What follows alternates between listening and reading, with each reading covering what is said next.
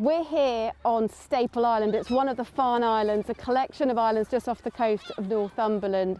And over the past 8 weeks, this is one of the places that has seen the UK's worst ever outbreak of avian flu. And the effect here on the wild bird population has been absolutely devastating. Teams have been coming here regularly, dressed in protective clothing like this, so that there's no contamination risk to themselves, but also cross-contamination risk as they're collecting thousands of dead birds. It's a hugely grim task. These teams are much more used to counting birds during breeding season over the spring and summer months.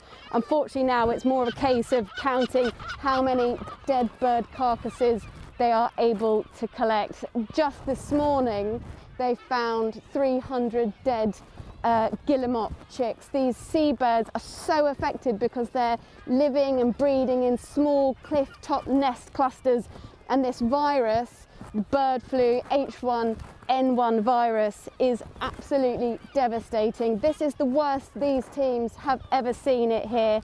You can see these bags are here where they've collected the dead bird carcasses. These will be taken back safely to the mainland, where sadly they will eventually be incinerated. It's the only way at the moment they know best how to try and contain this virus. But it has been so devastating, not just on these islands, but on coastlines across Scotland, further down the east coast of England. Seabird populations particularly affected.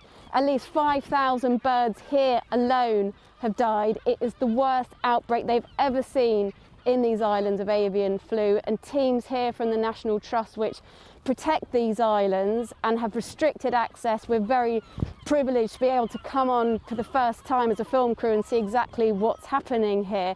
They're asking for much more support from government to help try and fight this outbreak, to learn more about it, so that next year, as these birds eventually migrate and then come back, they won't see such a devastating outcome for these very, very precious and some very, very small populations of seabirds that have been utterly devastated by what's happened here.